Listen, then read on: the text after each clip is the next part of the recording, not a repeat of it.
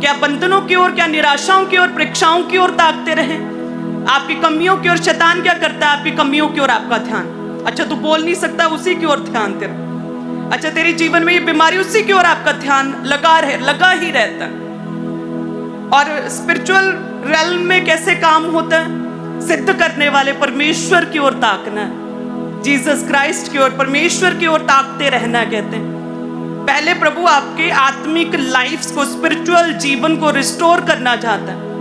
पहले परमेश्वर ये चाहते हैं कि आप अपने आत्मिक जीवन को प्रार्थना में करें। पहले परमेश्वर चाहते हैं कि आप प्रभु के जीवित वचन का आपको गहरा ज्ञान हो, उसे अंगीकार करना, उस पर चलना आ जाए। पहले परमेश्वर चाहते हैं कि आपको रोजों में परमेश्वर की आत्मा के साथ मेल मिलाप करना आ जाए। पहले परमेश्वर चाहते हैं कि आप संगति करना, एवरी संडे संगति करना, आप परमेश्वर की संगति में आना आ जाए। पहले परमेश्वर चाहते हैं कि आप प्रभु के द्वारा ठहराए गए अगुए, आपके मेंटर, उनकी बातों को, उनके वचनों को, उनकी टेस्टिमनीज को सुनना आ जाए, पाप को छोड़ना आ जाए। उसके बाद परमेश्वर कहता, लाजर की तरह मैं कहूंगा कि ठीक है, अब इसके बंधन खोल दो। प्रभु कहते फिर जब तेरा आत्मिक जीवन जी उठेगा, तब परमेश्वर कहते हैं वो बंधन, वो बीमारी, वो निराशा, वो दुख, परमेश्वर कहता है उसे मैं खोल दूंगा, उसे दूर कर दूंगा। हालेलुया। अपने सिद्ध करने वाले, विश्वास करता सिद्ध करने वाले परमेश्वर, जो आपको परफेक्ट करते हैं, वो परमेश्वर जो आपके जीवनों को एक नई सेध देते हैं, उस परमेश्वर की ओर लगातार ताकते रहे। प्रभु के दास अपनी टेस्टिमनी देते कि शुरुआती दिनों में कितने प्रॉब्लम्स में थे, जो साइकोलॉजिकली हेल्प चाहिए, जो मम्मा पापा की इमोशनल हेल्प चाहिए, जो फैमिली की हेल्प चाहिए, सपोर्ट चाहिए, ऐसा कुछ नहीं था। प्रभु में आने के बाद भी कहते हैं ऐसे पास्टर जो कि इतनी आत्मा से और वचन की गहराई, इतनी कम उम्र में, टीनेज में वचन सुनाना शुरू किया, पास्टर्स विरोध करने लगे। ऐसे व्यक्ति को परमेश्वर ने पहले बंधनों से आजाद नहीं किया, पहले परमेश्वर ने अपने दास के आत्मिक जीवन को अपलिफ्ट किया। पहले प्रभु चाहते कि आत्मा में आप बढ़े, आप प्रार्थना में बढ़े। प्रभु चाहते आप परमेश्वर के साथ समय बिताएं, परमेश्वर चाहते आप संगति में बने रहें। प्रभु चाहते आप चुगलियां छोड़ें, प्रभु चाहते जेलसी, ईर्ष्या छोड़ें। प्रभु चाहते आप आराधना करें, आप वर्शिप के समय आया करें। प्रभु चाहते आप टेस्टिमनीज को सुने और उन्हें ग्रहण करें। और उसके बाद प्रभु कहते मैं अपने दास की तरह तेरे सब बंधन खोल दूंगा, ऐसे खोलूंगा कि फिर कोई प्रेयर रिक्वेस्ट बचेगी नहीं, पर्सनल प्रेयर रिक्वेस्ट नहीं रहेगी। हालेलुया। प्रभु के दास घंटों प्रेयर्स करते हैं और पर्सनल प्रेयर कोई नहीं है। वो आप लोगों के लिए, सब कलीसियाओं के लिए प्रेयर्स करते हैं, वो आत्मा में बढ़ने के लिए प्रेयर करते हैं, वो परमेश्वर के विजन, उसके दर्शन को बढ़ाने के लिए प्रेयर करते हैं। पर्सनल प्रेयर खत्म हो। हालेलुया। उसी तरह से है सेम। अगर अय्यूब भी उस समय गिर जाता जब वो परीक्षा में था, दुख में था, तो क्या वो दोबारा सब कुछ परमेश्वर उसके जीवन को रिस्टोर कर पाता? कभी नहीं। कहते अय्यूब ने भी सिद्ध करने वाले परमेश्वर की ओर ही ताकता रहा। कोई कुछ भी कहता रहा, वाइफ कुछ भी कहती रही, फ्रेंड्स कुछ भी कहते रहे, लोग कुछ भी कहते रहे, उसका शरीर ने जवाब दे दिया। कहते वो पीड़ा में था, दुख में था, कोई भी दिख नहीं रहा था, लेकिन कहते फिर भी सिद्ध करने वाले परमेश्वर की ओर अय्यूब लगातार ताकता रहा। हालेलुया। सेम उसी तरह से कलीसिया, जब हम भी अपने दुखों में अपना ध्यान परमेश्वर की ओर लगाते हैं, याद रखिए आप प्रभु में क्यों आए। कोई बीमारी थी, कोई प्रॉब्लम थी, और उसका हल संसार में मिल नहीं रहा था, बाबाओं के पास से मिल नहीं रहा था, मेडिकल टर्म में मिल नहीं रहा था, इसलिए आप प्रभु में आए। तो अब वो बीमारी को परमेश्वर यूज करते हैं कई बार कुछ लोगों की लाइफ में कि वो आत्मा में भी बढ़े, अपने आत्मिक एफर्ट्स को बढ़ाए, आत्मा में जी उठें, आत्मिक रीति से बढ़े, प्रार्थना में बढ़े। आत्मिक जीवन को परमेश्वर कई बार आपके जीवन में अपलिफ्ट करना चाहता है। आप कहते हैं प्रभु जी मुझे तो 2 साल हो गए, पास्टर्स और बहुत सी कलीसियां मुझे मिलती, कहते हैं मुझे 2 साल हो गए, अभी बेबी नहीं। आप टेस्टिमनीज को सुनते हैं 17 साल, 16 साल, 10 साल, 12 साल तक प्रभु में बने रहे। आत्मिक जीवन पर क्या किया? ध्यान किया। और क्या किया? शक नहीं किया। और क्या किया? केवल परमेश्वर प्रभु यीशु मसीह के आगे ही सिर झुकाया। और क्या किया? जुड़े रहे। 12 साल एक चर्च के साथ जुड़े रहे, जब बेबी नहीं था फिर भी प्रभु में ही बने रहे। और उसके बाद हम देखते हैं परमेश्वर ने बंधन खोले। हालेलुया। तो परमेश्वर तो कोई बाबा नहीं है, वो आपके जीवन में काम करना चाहता है, हर एक के जीवन में अलग अलग रीति से कार्य करता है। कुछ लोग कहते हैं कि मैं प्रेयर में हूँ, मैं पाप में नहीं हूँ, फिर क्यों परीक्षा है। हो सकता है प्रभु के दास की तरह परमेश्वर ने आपके जीवन में कुछ खास विल रखी, खास योजना परमेश्वर ने आपके जीवन में रखी है।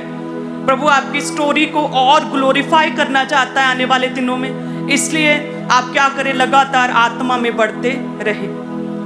कई लोग इसलिए अपने जीवन में बीमारियों में, बंधनों में हैं, क्योंकि वो पाप में हैं, पाप में गिर चुके हैं, मिस्टेक कर ली है, कोई लाइफ में गलती कर ली है, परमेश्वर के वचन को तोड़ दिया है। अब वो क्या करें? उन लोगों को भी परमेश्वर कहते हैं कि मैं सेकंड चांस देने वाला परमेश्वर हूं। पतरस को भी पहले प्रभु समझाते ही रहे कि प्रेयर कर ले, प्रार्थना कर, प्रार्थना कर, प्रार्थना कर, ताकि तू परीक्षा में ना पड़े।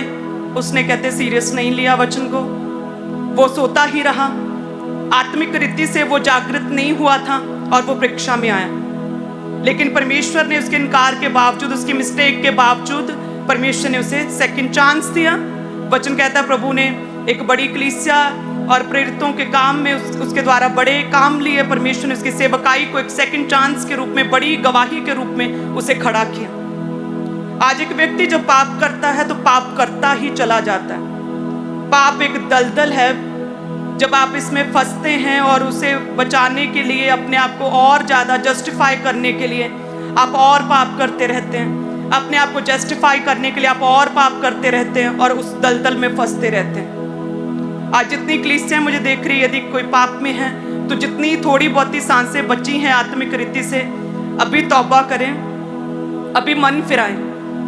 जब आप आज तौबा करेंगे, मन फिराएंगे और प्रार्थनाओं में जाएंगे, देन आपको रियलाइज होगा कि यस, मेरे जीवन में जो ये संघर्ष था, ये जो विपत्तियां थी, जो स्ट्रगल थी, जो संघर्ष मुझे करना पड़ रहा था, वो मेरे पाप की वजह से था।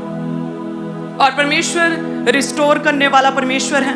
हो सकता है जो छिन गया वो तो वापस नहीं आएगा, लेकिन परमेश्वर ने बड़ी योजनाएं आपके लिए रखी हैं। हालेलुया। क्या तैयार हैं तौबा करने के लिए? ब्रांचेस ऑनलाइन कलीसियां, अगर कोई पाप में, कोई मिस्टेक में है, अभी तौबा करें, मन फिराएं और परमेश्वर के निकट आ जाएं।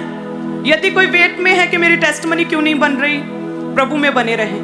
प्रभु कहते पहले मेरे धर्म और राज्य की खोज, पहले सिद्ध करने वाले परमेश्वर की ओर ताक, पहले प्रार्थनाओं में निरंतर बने रहो, पहले संगति में बने रहो परमेश्वर, पहले बाइबल रीड, पहले वचन का ज्ञान, उसके बाद परमेश्वर ने कहा कि इसके बंधन खोल दो।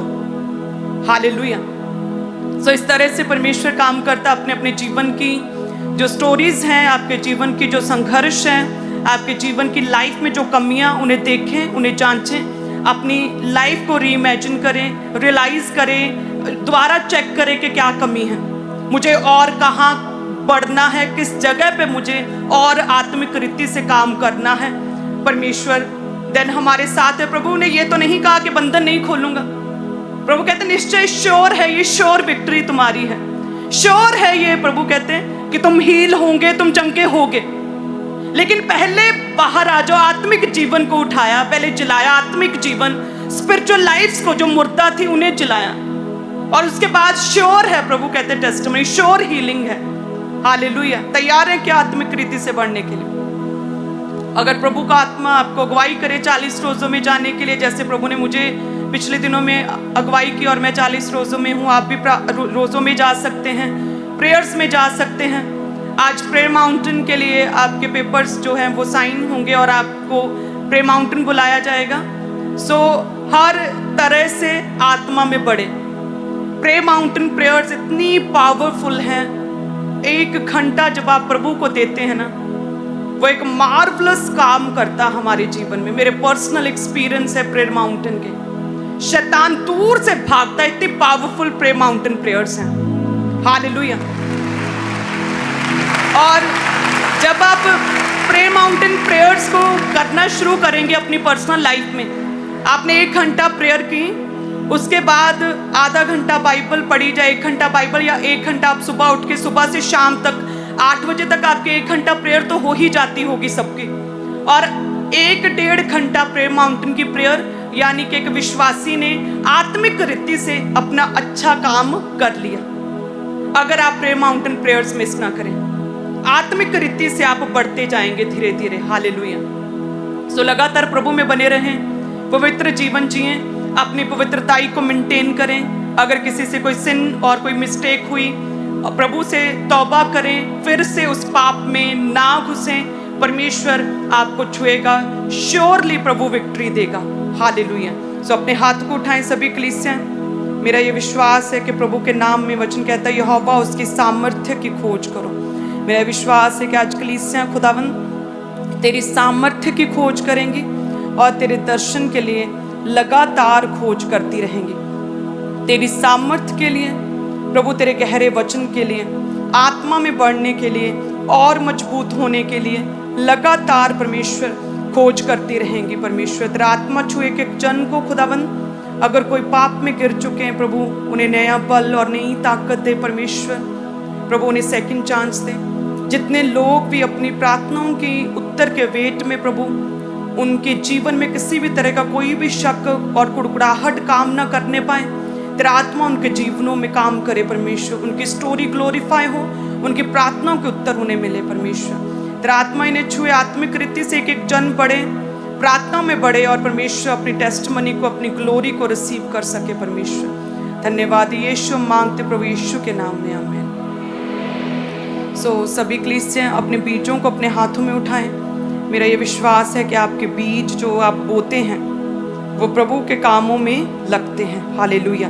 पूरे का पूरा बीज परमेश्वर के कामों में लगता है। एक प्रोजेक्ट कंप्लीट हो चुका है और वो नेक्स्ट मार्च में वो पूरा कंप्लीट हो जाएगा। हमारा एक प्रोजेक्ट परमेश्वर की दया से लंबे समय से चल रहा था।